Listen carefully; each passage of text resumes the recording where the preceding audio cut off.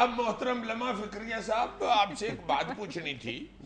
یہ ہمارے پیارے وطن میں مختلف حادثات ہوتے ہیں، یا یہ کو ایکسیڈنٹ ہو جاتے ہیں، یا زلزلہ آ گیا اور طوفان آ گیا، کہیں آگ لگ گئی.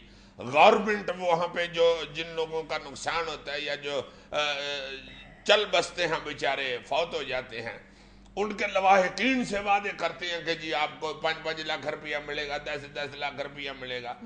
اکثر ہر دوسرے تیسرے دن ہم اخباروں میں پڑھتے ہیں کہ وہ بیچارے جو جن کے بندے فوت ہو گئے تھے فلاں ایکسیڈنٹ میں، فلاں حادثے میں، وہ کھجل خراب ہو رہے ہیں، لواحقین ان کو کوئی پیسہ نہیں ملا. اسی طرح ابھی جو کراچی میں فیکٹری میں آگ لگی تھی، اور ادھر لاہور میں بھی ایک فیکٹری میں آگ لگ گئی تھی، اس وقت بھی گورنمنٹ نے بڑا شور و غوغا مچایا تھا کہ فوراً سے پہلے انویسٹیگیشن کی جائے کہ یہ کون لوگ ادھر نجائز کاروبار کر رہے ہیں اور فیکٹری غلط طریقے سے چلا رہے ہیں. اس وقت آپ نے بھی فرمایا تھا کہ دیکھیں کیا ہوتا ہے، گورنمنٹ کو سٹیپ لیتی ہے کہ نہیں، یہ جو ناجائز ادھر فیکٹریاں کھول کے بیٹھے ہوئے ہیں، خطرناک کام والی، شہروں کے اندر، آبادیوں کے اندر یہ باہر جاتی ہیں یا نہیں، یا گورنمنٹ اس پہ کیا ایکشن لیتی ہے. وہ آپ سے پوچھنا تھا کہ کوئی ایکشن لیا گورنمنٹ نے، کیا وہ فلم والا ایکشن ہی لیا؟ ایکشن تینوں پہلے بھی آکھیا سی، وہ تو نہیں ہوا گئی. بھائی جان لمحہ بے فکریہ صاحب، میں نے اس وقت بھی یہ آپ کی خدمت میں عرض کیا تھا کہ یہی ہمارا سب سے بڑا المیہ ہے کہ جب کوئی حادثہ یا سانحہ رونما ہوتا ہے تو میڈیا پریشر کی بنیاد پہ ہی صحیح، عوامی دباؤ کی بنیاد پر ہی صحیح، حکومت بہت اعلان کرتی ہے، بڑے یعنی گلا پھاڑ پھاڑ کر یہ اعلان کرتی ہے کہ آئندہ ایسے حادثات سے محفوظ رہنے کے لیے فلاں اقدام کیا جائے گا، فلاں قانون سازی کی جائے گی، اور اگر قانون موجود ہے تو اس پر عمل درآمد سختی کے ساتھ کروایا جائے گا. یہی اس دن آپ کی خدمت اقدس میں عرض کیا تھا کہ ایسا کچھ بھی نہیں ہوتا، 2-4 دن تک وہ کڑاہی میں ابال رہتا ہے، اس کے بعد ختم. پہلی بات تو یہ ہے کہ مجھے آئندہ کبھی بھی پروگرام کے دوران خدمت اقدس نہ کہنا مطلب. دوسری بات یہ ہے کہ تم نے مجھے لمحہ بے فکریہ کیوں کہہ دیا؟ جتنی مجھے تمہاری فکر ہوتی ہے، آتے ہی میں نے کہا کہ اس کے پیچھے والا اے سی بند کرو. پتہ نہیں اس نے موٹی بنین پہنی ہوئی ہے کہ نہیں، سردیاں شروع ہو گئی. اچھا خدمت اقدس کیوں نہ کہوں؟ اس لیے کہ چودھری اقدس میرا 750 روپیہ لے کے دوڑ گیا تھا. میرے اوپر والے پورشن میں کرایہ دار آیا، نام مراد ایک دن مجھے کہتا 750 دینا تمہاری پر جائے کوئی شاپنگ کرانی ہے، 2-3 چیزیں، بیچتی بڑی ہوگی. میں کوشش کرتا ہوں کہ زیادہ دوستوں کی بیوی کے آگے بیچتی نہ ہو. اب تمہارے تو نصیب ہی کچھ اس طرح کے نا، ورنہ میں کافی کوشش کرتا ہوں.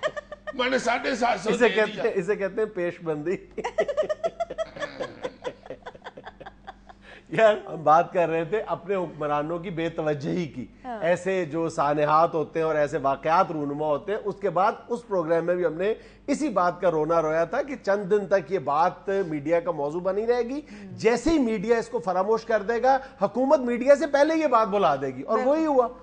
تم دیکھو کہ کب آخر ہمیں ہوش آئے گی. اس واقعے کے بعد جو کراچی میں آتش زدگی کا اتنا خوفناک واقعہ ہوا تھا، سینکڑوں لوگ مر گئے تھے یار، اور لاہور میں بھی کس قدر خوفناک آتش زدگی ہوئی تھی، ان واقعات کے بعد اس وقت سے لے کر آج تک تم ایمانداری سے بتاؤ کہ پنجاب میں، سندھ میں، NWFP میں یا بلوچستان میں جتنے یعنی وفاقی سطح پر، صوبائی سطح پر کوئی ایک اقدام تمہارے سننے یا دیکھنے میں آئے کہ کسی فیکٹری کو اس لیے سیل کر دیا گیا ہو کہ وہاں پہ مزدوروں کی جان کی حفاظت کے انتظامات نہیں ہیں، وہاں پہ سیکیورٹی ارینجمنٹس نہیں ہیں، یا کوئی اور ایسے کوئی مطلب کتنے کیمیکل کے کارخانے یا گودام اس دوران شہروں سے منتقل کر کے شہروں کے باہر بھیجے گئے؟ ایک بھی مثال بتا دو.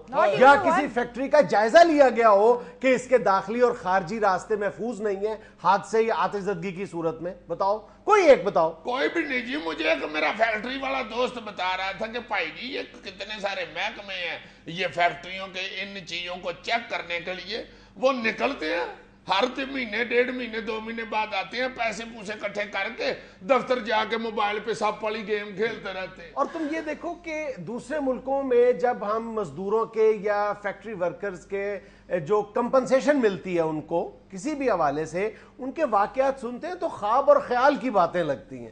یہ لگتا ہے کہ ہم شاید اگلے 200 سال تک اس نہج پر نہیں پہنچ پائیں گے کہ مزدور کو اس قدر آسانی کے ساتھ انصاف مل پائے گا.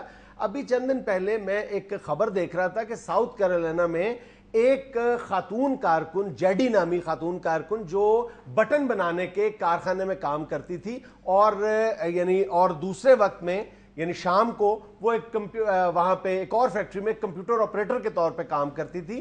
تو جو بٹن بنانے والی فیکٹری تھی وہاں پر کام کرتے ہوئے اس کی انگلی پر ایک آبلہ یا چھالا سا پڑ گیا، جس کی وجہ سے وہ دوسری فیکٹری میں 2-3 دن کے لیے غیر حاضر ہو گئی. اس فیکٹری سے اس کو جواب مل گیا. کمپیوٹر ظاہر ہے وہ نہیں کر پائی، ادھر چھالا نکلا، ظاہر ہے وہاں پر وہ کام نہیں کر پائی.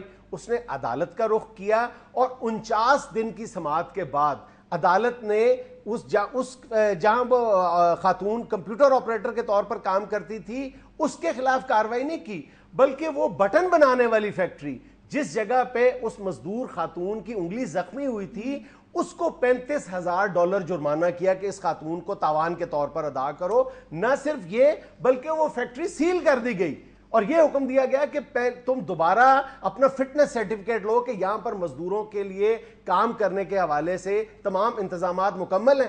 اور یہ بھی حکم دیا گیا کہ جتنی دیر تک تمہاری فیکٹری بند رہے گی تم نے تمام مزدوروں کو باقاعدگی کے ساتھ تنخواہ بھی دینی ہے. یار میں تمہیں بتاتا ہوں، انگلینڈ میں میرے ایک فاسٹ فرینڈ ہے ریائی رٹوی صاحب. رٹوی صاحب کہتے ہیں کہ آئیے جی میاں، میرا ایک دوست تھا، اس کی یہ جو بازو ہے یہ فیکٹری میں کام کرتا تھا، مشین میں آ گئی بازو. لو جناب اس کو وہ فیکٹری والوں نے اس کے بازو کے اوپر یا کسی محکمے نے ادھر والی جو سسٹم ہے پلاسٹک کی بازو لگا دی. ٹھیک ہے جی، وہ اتنا سا وہ ایسے کر کے تو چائے کا کپ بھی اٹھا لیتا تھا، یہ تو خالی ہے نا، وہ بھرا ہوا بھی اٹھا لیتا تھا.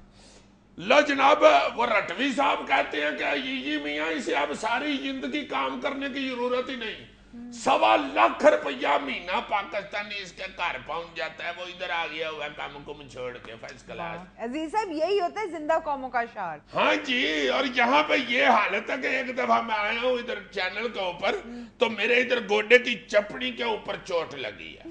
یہ چپڑی گوڈے کی ایک چپڑی، ایک تو ٹینڈا چپڑی ہوتی ہے نا، ایک کیا چپڑی ہوتی ہے، ایک گوڈے کی چپڑی ہوتی ہے، ادھر اندر فیٹ ہوتی ہے، بیرن کہہ لو گوڈے کا. تاریخ میں 3 ہی تو چپڑیاں مشہور ہوئی ہیں. ہاں جی، ایک اپنا گوڈے کی چپڑی، ایک کیا چپڑی، ایک کدو چپڑی. لو جی جناب یہ گوڈے کی چپڑی پہ میرے چوٹ آ گئی. میں نے اسے کہا، میں نے کہا یار میرے کو فنڈ لگواؤ. اس نے مرم نہیں لگوائی، فنڈ کیا لگوانا تھا. گوڈا میرا نہیں ٹھیک کرایا، اپنی پوڑی ٹھیک کرایا. میں نے خود دیکھا تھا، کچھ نہیں ہوا تھا، صرف دیر سے آنے کا بہانہ تھا اس دن تمہارا. ایک چھوٹا سا وقفہ، ہمارے ساتھ رہیے گا.